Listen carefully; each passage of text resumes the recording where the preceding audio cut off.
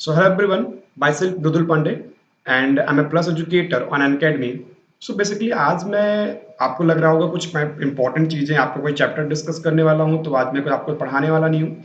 आज मैं बच्चों का जो मेन कंफ्यूजन है क्योंकि मेरे पास तो बहुत सारे मैसेजेस पड़े होते हैं इस टाइम खासकर ज़्यादा कि सर एक्चुअली में सिलेबस नहीं कंप्लीट हो रहा है, पढ़े तो क्या पढ़े, इतना ज़्यादा प्रेशर है, स्कूल का प्रेशर अलग है, कोचिंग का प्रेशर अलग है, ऑनलाइन अलग क्लासेज हैं, ऑफलाइन अलग क्लासेज है।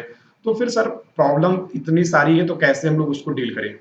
तो उसी पे आज हम डिस्कस करने वाले हैं कि सर मेन तो आपका सिलेबस हो गया और प्रैक्टिस, जो सबसे बड़ी चीज है वो प्रैक्टिस, क्योंकि प्रैक्टिस का लैकनेस अगर है तो फिर तो बहुत ही बड़ी प्रॉब्लम है। कितना भी पढ़ाई कर लो, 10-10 घंटे क्लास कर लो, 5-5 टीचर से पढ़ लो, सारी चीजें इकट्ठा कर लो, तब भी आपका सिलेक्शन हो नहीं सकता, मतलब कोई करवा ही नहीं सकता। और आप ही रिस्पॉन्सिबल हो हर एक चीज के लिए, किसी को आप ब्लेम नहीं कर सकते लास्ट में। सो मेन आज उस टॉपिक को हमें डिस्कस करना है, उस चीजों को डिस्कस करना जो प्रॉब्लम हो रही है और प्रॉब्लम को सॉल्व करके हमें आगे बढ़ना है। ओके, चलो। सो आगे बढ़ने से पहले हम लोग थोड़ा सा डिस्कस करेंगे अनअकैडमी प्लस के बारे में। अनअकैडमी प्लस के सब्सक्रिप्शन में आप जानते हो कि अनअकैडमी तो इस टाइम सबसे बेस्ट है। तो वहां पे ऑलरेडी मेरी क्लासेस चल रही है टारगेट एनटीएससी और एनएससी जेएस के लिए। तो जो बच्चे एनएससी जेएस वाले हैं अभी भी अनअकैडमी का सब्सक्रिप्शन ले सकते हो और मेरी क्लासेस मतलब सिलेबस तो अपना कंप्लीट कर सकते हो, आपको मैं वहां पे कंप्लीट कराने वाला हूँ। अनअकैडमी का फीचर्स जानते हो आप, लाइव क्लासेस, आपके डाउट के लिए आपकी अलग क्लासेस होती है। और तीसरा जो पॉइंट है ना, ये सबसे बड़ा चीज है और सबसे बड़ा आपका वेपन है, वो है क्विजेस एंड टेस्ट, क्योंकि ऑल इंडिया के बच्चे पहले से वहां पे हैं। तो आपको एक कंपटीशन का लेवल मिल जाता है, आपको एक प्लेटफॉर्म मिल जाता है जहां पे आप अभी से फाइट करना स्टार्ट कर दोगे। एग्जाम में तो करना ही भाई, फाइट करना ही है, लेकिन अगर आप अभी से प्रैक्टिस बनाओगे फाइट करने का, आपका रैंक दिखता रहेगा तो आपको वहां पे बहुत ज्यादा फायदा मिलता है।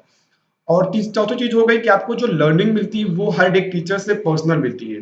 ओके, क्योंकि बहुत सारे टीचर्स हैं, कोटा के टीचर्स हैं, हर जगह के टॉप एजुकेटर्स जो यहाँ पे पढ़ाते हैं, जिन्होंने पहले भी बच्चों का सिलेक्शन करवाया है। तो वहां से आपको लाइव इंटरेक्शन उन टीचर से मिलता है। सो अनअकैडमी प्लस के लिए आप मेरा रेफरल कोड मृदुल पांडे, ठीक है, कैपिटल में मृदुल पांडे यूज कर सकते हो, MRIDULPANDEY, कोई स्पेस नहीं है, ये आप रेफरल कोड यूज कर सकते हो। सो जो मेरा मेन आज यहाँ पे ये है कि सर पहले हम लोग देखते हैं सिलेबस, क्योंकि सर प्रॉब्लम ये है कि सिलेबस कहीं भी एग्जैक्टली कोई लिखा ही नहीं हुआ है, कोई कंप्लीट तो सिलेबस, कोई फिक्स सिलेबस तो है ही नहीं। तो जो देखो मेन हर जगह पे दिया हुआ है, जो एनएससी जेएस यानी जो आईजेएसओ की वेबसाइट बताती है वो है कि सर आप 9-10 का सिलेबस कंप्लीट कर लो तो आपका सिलेक्शन हो जाता है, मतलब आपका सिलेक्शन मतलब आपका सिलेबस कंप्लीट हो जाता है। बट अगर मैं आपको दिखाऊं यहाँ पे, तो एक क्वेश्चन में दिखा रहा हूँ आपको, मोलैरिटी, एक ये 2019 का क्वेश्चन है, ठीक है, एनएससी जेएस का, एनएससी जेएस का ये लास्ट ईयर का क्वेश्चन है। इसमें आपको दिख रहा होगा कि ये जो वर्ड है ये क्या आपने कभी 9th और 10th में किया हुआ है, या आपने 9th और 10th में कभी सुना ही नहीं होगा। ये क्वेश्चन आपको मिलता है, ये वर्ड आपको मिलता है 11th में, जहां पे आप करते हो some basic concept of chemistry, और 12th में मिलता है जहां पे आप पढ़ते हो लिक्विड सोल्यूशन। तो भाई ये तो 9th और 10th का क्वेश्चन तो है ही नहीं, और ये तो क्वेश्चन तो मोल का एक्चुअली, बट ये जो वर्ड है मोलरिटी का फॉर्मूला तो आपको वही मिलेगा, एक 11th में मिलेगा, एक 12th में मिलेगा। सो बेसिकली कुछ ना कुछ चीजें और है जो हमें 11-12th की चीजें यहाँ पे पढ़नी होती है, वही मैं आप पे यहाँ पे डिस्कस करने वाला हूँ। तो पहले हम लोग वही देखते हैं। तो एक जो मेरा एनालिसिस है वो ये है कि जो चैप्टर्स आपके 9th में है, यानी कि 9th में जितने भी चैप्टर्स हैं, फिजिक्स में, केमिस्ट्री में, मैथमेटिक्स में, बायोलॉजी में, यानी कि पीसीएमबी में आपकी जितने भी चैप्टर्स हैं, चाहे वो 9th हो गया एंड 10th हो गया, उसी चैप्टर का जो डिटेल फॉर्म है वो 11-12th का हमें कंप्लीट करना होता है। यानी कि 11-12th के सारे चैप्टर्स नहीं पढ़ने हमें, वो चैप्टर्स पढ़ने हैं जो 9-10th में है, जो 9-10th में हमें वो चैप्टर्स पढ़ने हैं, उनका डिटेल फॉर्म पढ़ना है। जैसे मैं एक एग्जांपल लेता हूँ, एग्जांपल में आपका मैं बता देता हूँ, स्ट्रक्चर ऑफ एटम हो गया, क्योंकि मैं केमिस्ट्री पढ़ाता हूँ तो मैं स्ट्रक्चर ऑफ एटम लेता हूँ।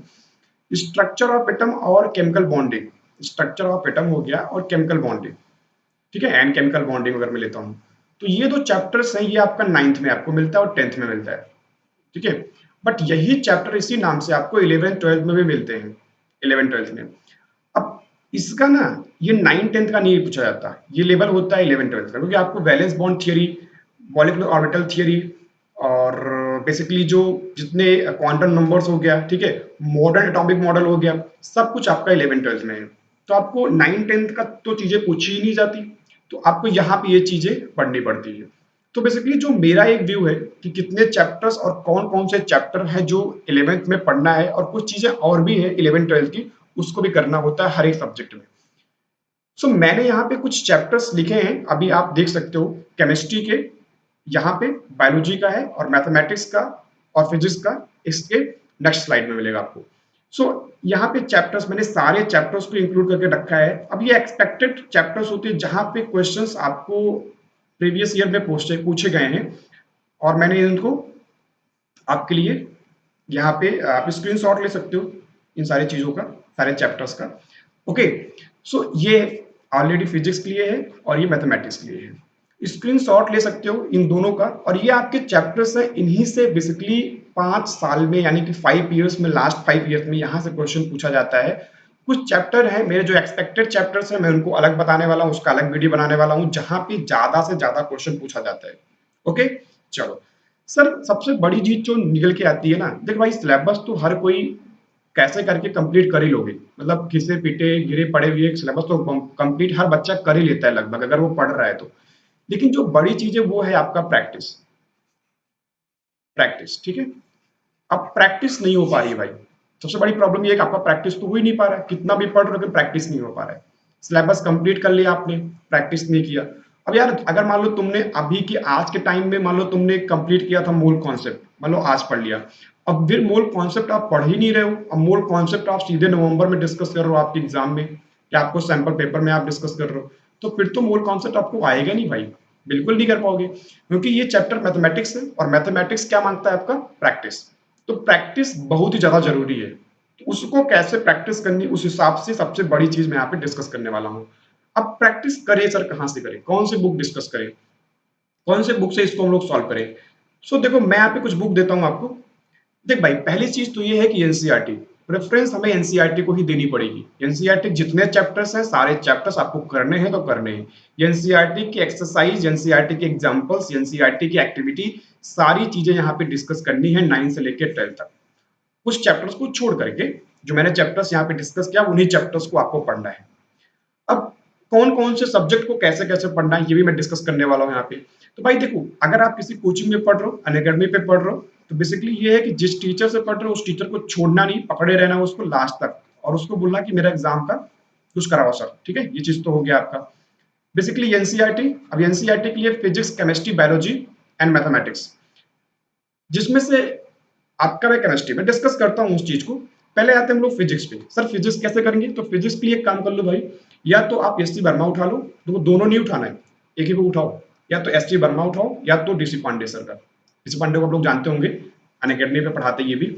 तो दोनों में से कोई एक बुक, चाहे एस टी वर्मा चाहे डीसी पांडे, दोनों एक बुक उठा लो, दोनों में से एक बुक उठा लो, और सिर्फ प्रैक्टिस क्वेश्चन करो। मतलब आप टॉपिक तो कहीं पढ़ ही रहे हो, प्रैक्टिस यहां से करो, क्योंकि ये जो लेवल है वो आईटी जेई का लेवल है। आईटी जेई लेवल अगर आप कर लेते हो तो एससी जेएस में तो भाई कर ही ले जाओगे। ये थियरी अपनाओ, तो यहां से सॉल्व करो। नेक्स्ट ये हो गया कि केमिस्ट्री। अब केमिस्ट्री पता है, केमिस्ट्री को 3 पार्ट में हम लोग डिवाइड करते हैं, और अभी से करना पड़ेगा। तो आपका फिजिकल, ऑर्गेनिक और इनऑर्गेनिक।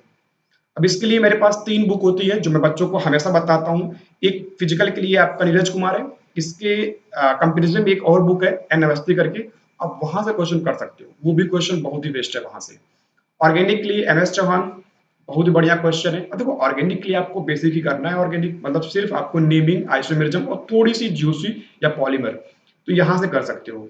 एंड लास्ट है आपका इनऑर्गेनिक। अब इसमें आपको सिर्फ केमिकल बॉन्डिंग और पीरियोडिसिटी, 2 चैप्टर्स को आपको यहाँ पे करना है। मतलब सारे चैप्टर्स नहीं करना है, मैं आपको सिर्फ जो बताया है पीछे वही चैप्टर्स यहाँ पे डिस्कस करना है। ये तो जेई के लिए मेरा हो गया पूरा सिलेबस ना, बट आपको उस लेवल तक पहुंचाना चाहता हूँ। उस लेवल तक किए रहोगे तो आपको जो स्टेज 2 है, जो स्टेज 3 है, जो स्टेज 4 है, उसके लिए आपको प्रॉब्लम नहीं होने वाली। ये चीजें मैं आपको यहाँ पे डिस्कस कर रहा हूँ, इसलिए डिस्कस कर रहा हूँ। इस लेवल तक पहुंच जाओ, स्टेज 1 तो कर ही जाओ, स्टेज 2 से भी अभी बना लो। ओके, सो मेरा ये मेन फोकस है इस पे। नेक्स्ट है कुछ एक बुक और है जो ऑलरेडी ओलंपियाड में बच्चे बहुत पढ़ते हैं, क्लाइडन की बुक है। ये बुक बेस्ट है ओलंपियाड के लिए, तो बहुत ही बेस्ट बुक है। यहाँ से आप क्वेश्चन सॉल्व करोगे, ऑर्गेनिक के क्वेश्चन तो ज्यादा बेनिफिट आपको मिलने वाला है। एंड द लास्ट वन की जानते हो एमएस चौहान का एक और बुक है जहाँ पे मेनली तो ऑर्गेनिक के लिए है, तो इतना डिटेल यहाँ पे नहीं करना है। मेरा मानना है कि इतना आपके लिए सफिशियंट होगा अगर आप यहाँ से चीजें कर लेते हो, क्योंकि ऑर्गेनिक के आपको सिर्फ 2 ही चैप्टर्स पढ़ने हैं, एकदम बेसिक वाले चैप्टर्स पढ़ने हैं, खासकर आइसोमेरिज्म वाला पार्ट, पॉलीमर वाला और नेमिंग, 3 चीजें पढ़नी है आपको। और कुछ रिएक्शंस हैं, जैसे मान लो कंबशन होता है, ऑक्सीडेशन वगैरह होते हैं रिएक्शंस, तो वो इंपॉर्टेंट होते हैं। नेक्स्ट है बायोलॉजी भाई। अब देखो बायोलॉजी के लिए मैं अगर बताऊं ना, तो एनसीईआरटी फर्स्ट क्लास या एनसीईआरटी ही मान के चलो। नीट वाले बच्चे भी कम से कम 95% चीजें यहीं से पूछी जाती है, 5% बाहर से आती है। या 95 अगर हम लोग कर लेते हो तो सिलेक्शन हो ही जाता है। तो बेसिकली फोकस ऐसे करो, तो यहाँ से तुम पढ़ सकते हो। बट बेसिकली प्रॉब्लम ये है कि यार कि एनसीईआरटी का लैंग्वेज बड़ा टफ है, पढ़ नहीं पाओगे ना। तो मेरा मानना ये है कि इसके कंपेरिजन में, दोनों के कंपेरिजन में एक बुक आती है कैम्बेल की, तुम लोग जानते हो। यहाँ से क्वेश्चन बहुत तगड़े वाले हैं, मतलब इस लेवल के क्वेश्चंस कर लो तो बहुत ही ज्यादा आपको हेल्प मिलने वाली है। तो कॉन्सेप्ट यहाँ से करो, अनअकैडमी से पढ़ो, कहीं और से पढ़ो, और आप क्वेश्चन यहाँ से सॉल्व करो, और इस लेवल का इस यहाँ से भी क्वेश्चन आप कर सकते हो। लास्ट है आपका मैथमेटिक्स। तो मैथमेटिक्स के लिए मैं बताता हूँ, क्योंकि मैथमेटिक्स का मुझे बहुत ज्यादा नॉलेज नहीं है। तो भाई एक आपका एग्जाम होता है पीआरएमओ, पीआरएमओ का लेवल और एनएससी जेएस के मैथमेटिक्स का लेवल लगभग इक्वल है। तो वहां से आप मैथमेटिक्स के पोर्शन को स्ट्रॉन्ग कर सकते हो। बट हमेशा याद रखना, जेई मेंस तक करना है। जेई मेंस तक कर लिया तो आपको कोई भी रोकने वाला नहीं है, कितना भी ज्यादा पढ़ा लिखा आ जाए, ठीक है। ओके। और लास्ट वन की मेरे कुछ अपने भी नोट्स हैं जो मैं लास्ट ईयर से बच्चों को देता आ रहा हूं, और एक्सपेक्टेड क्वेश्चंस होते हैं। लास्ट ईयर तो कम से कम 3 क्वेश्चंस फंस गए थे, फिजिक्स से भी और केमिस्ट्री से भी। तो ये चीजें यहाँ पे, तो जो मेरी डीपीपी होती है उनका बहुत ही ज्यादा बेनिफिट होता है हमेशा हर एक एग्जाम के लिए, चाहे वो बोर्ड हो गया, चाहे आपका एनएससी जेएस हो गया, आपका चाहे एनटीएससी में, ऑलरेडी एनटीएससी में क्वेश्चन फंसते ही है मेरे मेरे डीपीपी से, एंड जेई ऑल्सो। ओके। सो देखो ये जो मेन फोकस, देखो भाई एग्जाम का मेन फोकस ये तुम रखो कि भाई कुछ भी पढ़ो, मतलब इफेक्टिव चीजें ही पढ़ो। 10 घंटे पढ़ रहे हो तो उसका कोई बेनिफिट नहीं होने वाला है, आप कहीं ना कहीं चीजों को खो रहे हो। कम पढ़ो, उसका प्रैक्टिस ज्यादा करो। मान लो कि तुम मोल कॉन्सेप्ट कर लो, तो मोल कॉन्सेप्ट ऐसे कर लो कि मोल कॉन्सेप्ट पे कभी क्वेश्चन आए तो तुम उसको छोड़ो नहीं, कुछ ऐसे करो। वेक्टर पे कभी क्वेश्चन आए तो वेक्टर छोड़ना नहीं है। ओके। सो कुछ ऐसे आपको पढ़ाई करनी पड़ेगी, जो चीजें नहीं पढ़ा है तो वो सबको नहीं पढ़ा है ना, वो चीजें सबके लिए टफ है। तो कुछ ऐसे पढ़ोगे तो फिर आपका सिलेक्शन आपका फिक्स हो जाता है। चलो, एंड सेकंड थिंग्स, मैं 2 बातें और डिस्कस करूंगा लास्ट में। वो है कि किसी भी कोचिंग का आप स्टडी मटेरियल्स, क्योंकि देखो जो मेन फोकस करो ना, ये वो यार प्रैक्टिस का करो। मैं तो प्रैक्टिस के लिए, तो मेरा जो मेन फोकस है जानते हो, अभी मैं सितंबर लास्ट से प्रैक्टिस, जितने भी टेस्ट सीरीज है सबको ऑनलाइन देने वाला हूँ गूगल क्लासरूम पे, और हर जगह पे मैं पीसीएमबी का अलग से टेस्ट सीरीज स्टार्ट करने वाला हूँ, और कुछ स्पेशल बच्चों को निकालने वाला हूँ, उनका सिलेक्शन आपको मैं दिखा के रहने वाला हूँ, उनका कराने वाला हूँ। सो यहाँ पे जो मेन है वो है प्रैक्टिस। अब प्रैक्टिस के लिए आपको कोई भी मटेरियल्स उठा लो, देखो बहुत ज्यादा चीजें नहीं उठाना है, यानी कि सिंपल कुछ चीजें उठाओ, इफेक्टिव चीजें उठाओ। इफेक्टिव उठाओ, प्रैक्टिस करो, और प्रैक्टिस कुछ ऐसे करो कि एक रेगुलरिटी बनाओ कि मुझे 1 घंटा केमिस्ट्री करना है, 1 घंटा बायोलॉजी करना है, 1 घंटा मुझे फिजिक्स करना है, 1 घंटा मुझे मैथमेटिक्स करनी है। एक रेगुलरिटी में कर रहा हूँ, हर एक चैप्टर्स को इक्वल वेटेज देना भी है, ये भी चीज देखना है। तो ये चीज आपके लिए बहुत ज्यादा बेनिफिट करेगी। ओके। सो गाइज, इतना ही हम लोग डिस्कस करेंगे। हम लोग मिलेंगे किसी नए टॉपिक के साथ नेक्स्ट वीडियो में। और अगर आपको ये लेक्चर्स अच्छा लगा है तो प्लीज यार सब्सक्राइब करो अभी, अगर आपने सब्सक्राइब नहीं किया हुआ है चैनल को। और लाइक करना है आपको, मैक्सिमम बच्चों को, जो भी आपकी स्कूल फ्रेंड हैं और जो भी अनअकैडमी के फ्रेंड्स हैं, या जो भी बच्चे आपके हैं उनको शेयर करना है, मैक्सिमम शेयर करना है। ठीक है, चलो सब लोग मिलते हैं अपने नेक्स्ट वीडियो में कोई एक अच्छा टॉपिक के साथ। तब तक लिए bye bye, see you, bye bye.